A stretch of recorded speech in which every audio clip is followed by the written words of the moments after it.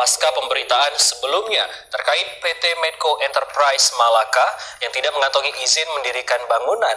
Pihak PT Medco ENP Malaka melalui pers rilisnya mengatakan pihaknya selalu taat dalam semua aturan, termasuk pengurusan IMB. Melalui pesan singkatnya, Ahyar selaku Humas PT Medco E&P Malaka mengatakan pihak PT Medco E&P Malaka dalam melakukan operasinya selalu mematuhi peraturan perundang-undangan yang berlaku. Terkait izin mendirikan bangunan atau IMB, Central Processing Plant, perusahaan telah melakukan proses pengurusan izin mendirikan bangunan di lokasi Blok A, Kabupaten Aceh Timur, Provinsi Aceh, melalui Badan Pengelola Migas Aceh atau BPMA.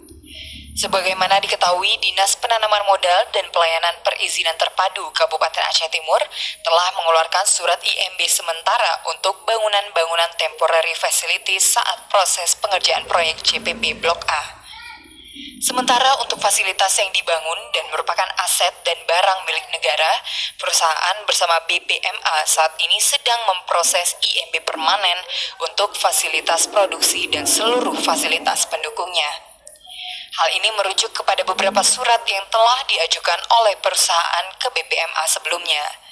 Sebagai kontraktor kontrak kerja KKS, Medco E&P Malaka selalu bermitra dengan pemerintah, khususnya pemerintah kabupaten di seluruh wilayah kerja, serta mematuhi semua peraturan yang berada dalam menjalankan aktivitas operasi. Dari Aceh Timur, Said Maulana, TVRI melaporkan.